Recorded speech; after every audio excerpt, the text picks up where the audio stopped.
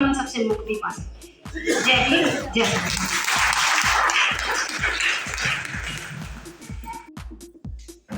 Programme रखा है आप सभी को मेरी तरफ से। इसलिए परेशान है कि हमारे बेटे की नौकरी नहीं लग रही। नौकरी लगी तो ठेकेदार हम डरते हैं कि प्रतिमा लगाने से और हमारे बाबा साहब से दूसरे मनुवादी लोग फायदा उठा रहे हैं।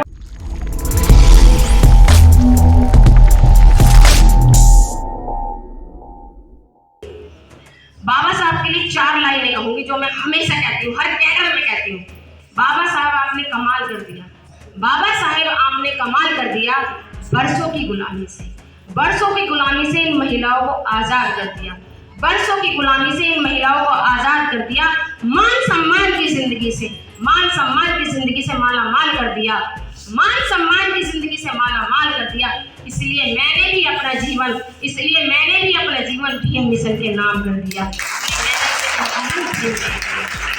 हम सबकी जिम्मेदारी बनती है कि हमारा आने वाले जो भविष्य है, जो जनरेशन है, उसको कुछ देकर जाए। सबकी जिम्मेदारी है। और सबसे विनती मेरी ये है कि अपना प्रधानमंत्री चाहे सीएम बना लो और इन सबसे मुक्ति पालो, क्योंकि एक वही रास्ता है। बाबा साहब ने कहा था कि सब दुख दर्दों की दवा जो है वो मैं एक चीज आपको देके जा रहा हूँ, वो है वोट का अधिकार। इसको आप कोई नहीं छीन सकता, क्योंकि एक प्रधानमंत्री को एक वोट का अधिकार है और हमें भी वोट का अधिकार है। एक प्रधानमंत्री देता है वोट, एक को देता है, ठीक है। उससे सही उपयोग करके जितने भी दुख दर्द है हमारे समाज में, इन सबसे मुक्ति पाने का एक ही उपाय है कि हमारा नेता होना चाहिए, हमारा प्रधानमंत्री होना चाहिए, तभी हम इन सबसे मुक्ति पा सकते। जय हिंद, जय भारत। एक बार और ताली बजाए जोरदार। काफी जोरदार की आप लोगों को सुनाई है। अब सोचने की बात यह है कि इनके पास इतना ज्ञान कहाँ से आए। जैसे आप लोग आज सुन रहे हो, ये भी ऐसी मीटिंग में जाती थी, जैसे इन्होंने बताया कि पहले भी पूजा पाठ करती थी, गंदा पानी नाले का आता था, मूर्तियाँ बचाती थी, अपने आप को नहीं बचाती थी, मूर्तियाँ बचाती थी। तो फिर मीटिंग में गई, जैसे बता पहले इन्होंने कुछ किताबें पढ़ी, संविधान पढ़ा और भी कहीं ना कहीं जानकारी इकट्ठी की। आज आधे घंटे का लेक्चर इन्होंने जो आप लोगों को दिया वो ज्ञान वर्जित करने के बाद ही दिया। तो आप लोग भी अपने घरों में संविधान की किताबें रखें, अखबार पढ़े, किताबें पढ़े, कुछ ना कुछ पढ़े, क्योंकि बहुजन समाज के पास सिर्फ जो कीमती चीज है वो है समय। हम जो समय बर्बाद करेंगे, आप लोग अंधकार की तरफ जाओगे, समय का सही उपयोग करोगे तो सारे हक और अधिकार पाओगे। तो अपने बच्चों को कुछ ना कुछ घर में पढ़ाते रहे, कुछ ना कुछ सिखाते रहे और टीवी से, मोबाइल से थोड़ा दूर रखें, क्योंकि टीवी मोबाइल आप लोगों के बच्चों को अंधकार की तरफ लेके जा रहा है। तो आप लोग समय का सही प्रयोग करें और किताबों का प्रयोग करें। आप लोगों को अंधकार से, एक तो समय का सही प्रयोग करोगे तो बच जाओगे और किताबें पढ़ोगे तो बच जाओगे। इन दोनों चीज़ों का अपमान करोगे तो जिंदगी बर्बाद हो जाएगी, क्योंकि ऊपर जो बैठी सरकार तो कर ही रही है। क्योंकि आप शायद सभी महिलाएं और पीछे जितने युवा बैठे हैं, आज एक चीज को लेके महिला इसलिए परेशान है कि हमारे बेटे की नौकरी नहीं लग रही। नौकरी लगी तो ठेकेदार दुखी कर रहा है, 2 महीने की सैलरी नहीं मिल रही, 4 महीने की सैलरी नहीं मिल रही, महिलाएं नहीं दुखी है। और युवा इसलिए परेशान है कि सरकार नौकरी नहीं निकाल रही, और नौकरी निकाली तो पहले 50,000 तो 1 साल के ठेके में, उसके बाद 6 महीने बाद, 8 महीने बाद निकाल देते हैं, फिर परेशानी। तो अपनी शक्ति को पहचानो, अपनी एनर्जी को पहचानो, समय बचाओ, समय का सही प्रयोग करो और किताबें पढ़ो। तो अब हम अगले वक्ता को बुलाएंगे, जगदीश मेहरा जी को, जो आपके ही क्षेत्र के व्यक्ति है और काफ़ी सीनियर व्यक्ति है, और ये भी बाबा साहब की इन्होंने काफ़ी जानकारी इकट्ठी करी है और ये भी काफ़ी बातें आप लोगों को बताएंगे। और काशीराम के बारे में, सर आप थोड़ा काशीराम के बारे में बता रहे हो, क्योंकि बाबा साहब के बारे में तो 2 महिलाएं बता चुकी हैं, तो आप काशीराम के बारे में थोड़ा बता देना और समय से थोड़ा कम लेना, क्योंकि कुछ लोग और भी बोलने वाले थे कि सबको समय मिले। और आप लोग बैठ जाओ, थोड़ा जितने भी बाहर खड़े हैं अंदर आ जाए सभी। मेरी रिक्वेस्ट है सभी लोगों की जितने बाहर है थोड़ा अंदर आ जाए, ताकि हमारा अगले वक्ता है और शुरू करें अपनी स्पीच। और सर आइए, आपका स्वागत है, थोड़ा तालियों के साथ स्वागत करते हैं उनका।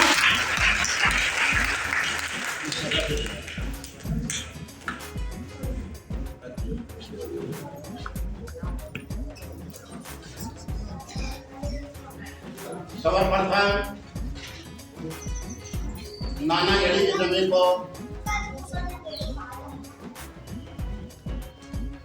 कोटि कोटि प्रणाम।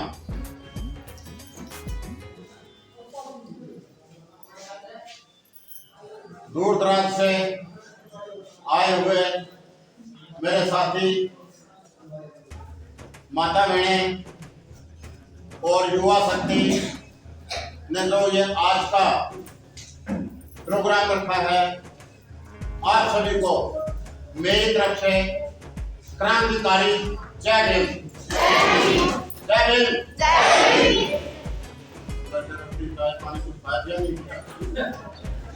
बाकी तो माइक से बोल रहे थे, मैं तो विदाउट माइक हूँ। जय भीम। जय भीम। जय भीम।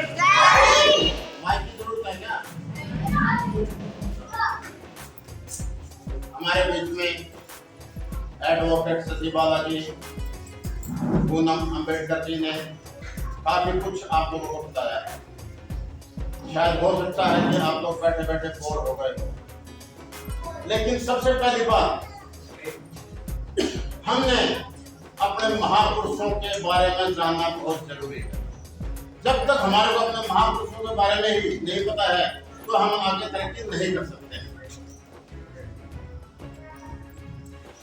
आज बाबा साहब के नाम से हम यहाँ इकट्ठे हुए हैं। बाबा साहब के 3 मूल मंत्र जिसने पढ़ लिया, जिसने उन मंत्रों के ऊपर विचार कर लिया, वो कुछ का बेड़ा पार है। लेकिन खाली बाबा साहब का नाम लेने से ही बात नहीं पड़ेगी, खाली जय भीम बोलने से ही बात नहीं पड़ेगी। उनके विचारों पर चलना है, तभी जो है ना हम आगे कामयाब हो सकते हैं। बाबा साहब के 3 मूल मंत्र हमारी माताएं लड़ी। कौन से 3 मूल मंत्र पता किसी को? नहीं। गायत्री मंत्र किसको याद है?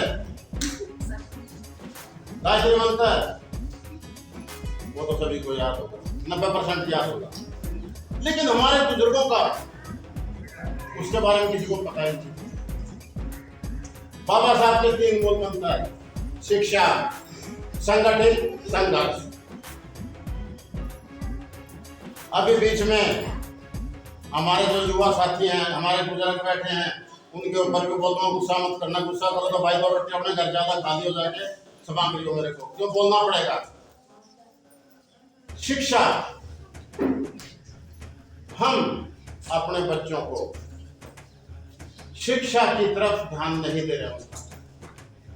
हमारे भाई बीच में 80% लोग ऐसे हैं जो शाम को फरुटे लगाते हैं और बच्चों की शिक्षा के ऊपर ध्यान नहीं देते। भाई मैं ये कहता हूं, मेरी रिक्वेस्ट है, आप जो मर्जी करो, महीने में या 15 दिन का पैसा जो आप फ्रूटी का पैसा पीते हो, फ्रूटी मतलब कोई माल्टा, कोई संतरा, कोई उसका पैसा बचा के अपने बच्चों की पढ़ाई के ऊपर लगा। जब हमारे बच्चे पढ़ लिख लेंगे कामयाब होंगे। जब तक हम अपने बच्चों को नहीं पढ़ाएंगे, अरे हमारे तो गई, लेकिन हमारे आने वाली जनरेशन को तो सुधार के लाओ। पीने के बाद घर में झगड़ा करोगे, झगड़ा करेंगे, पड़ोसियों को आवाज आएगी, फिर बोलोगे चुप। तो भाई इन चीजों को मद्देनजर रखते हुए सर्वप्रथम अपने बच्चों की शिक्षा के ऊपर ध्यान दो। और दूसरा, हमारे घरों में रामायण मिल जाएगी, महाभारत मिल जाएगा, रखो, मेरे को कोई इलाज नहीं है। लेकिन सर्वप्रथम जिससे भारत वर्ष चलता है, संविधान किसके घर में है? संविधान है किसके घर में? चलो जिनके घर में है बहुत अच्छी बात है, लेकिन मैं बाकियों से भी अनुरोध करता हूं कि आप भी संविधान अपने घर में लेकर आओ और अपने संत महात्माओं की लेकर आओ और खुद भी पढ़ो। जैसे हम रामायण, हनुमान चालीसा रोजाना एक पेज पढ़ते हैं तो अपना संविधान, अपने महापुरुषों की जीवनी के बारे में पढ़ो और आगे बढ़ो। शिक्षा और संघर्ष, संगठित, दूसरा नंबर है संगठित। जब हमारे बच्चे पढ़े लिखेंगे,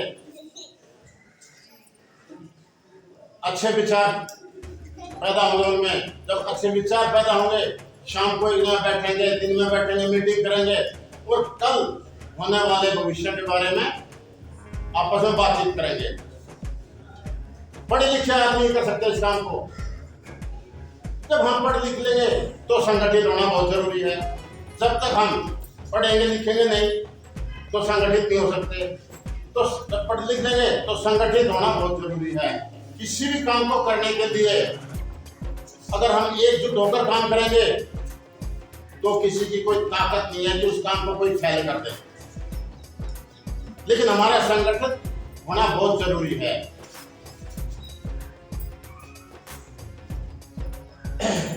अभी मैं देखता हूं बाबा साहब हमारा है ना, हम पूरा भारतवर्ष का है, विदेश ऑल वर्ल्ड का ये, लेकिन हम क्या कहते हैं भाई महार, हम महार में ही हैं कि बाबा साहब कहीं कूड़े चमारों का ही है। दुनिया यही कहती है, नहीं कहती है, नहीं कहती है। जो बाबा साहब के बारे में जानता है कहती है ना।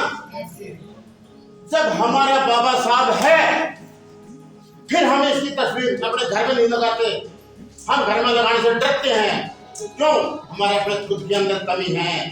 उस कमी को, उस झिझक को दूर फेंक दो और बाबा साहब को अपने घर में विराजमान करो, तब हम आगे बढ़ सकते हैं।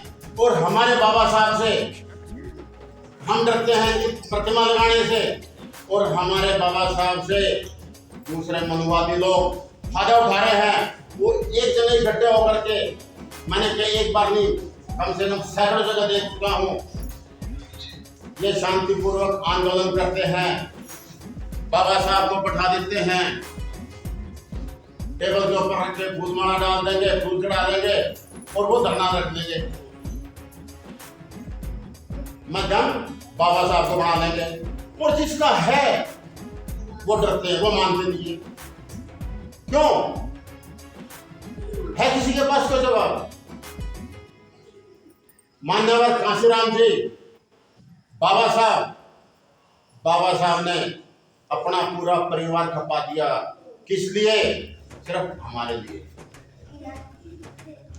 अब जैसे पूनम अम्बेडकर जी ने बताया कि जिस दिन उन्होंने इंग्लैंड जाना था पढ़ाई के लिए, राजरतन जी उनके बेटे एक्सपायर हो गए। रमाबाई जी बोली आप पढ़ाई के लिए इंग्लैंड जा रहे हो, बोले तब राजरतन जी खत्म हो गए। बोला रमा जी आज मेरा एक राजरतन मरा है, अगर मैं वहां नहीं जाऊंगा कल को मेरे करोड़ों राजरतन मरेंगे, करोड़ों। वो सब कुछ छोड़ करके चला गया।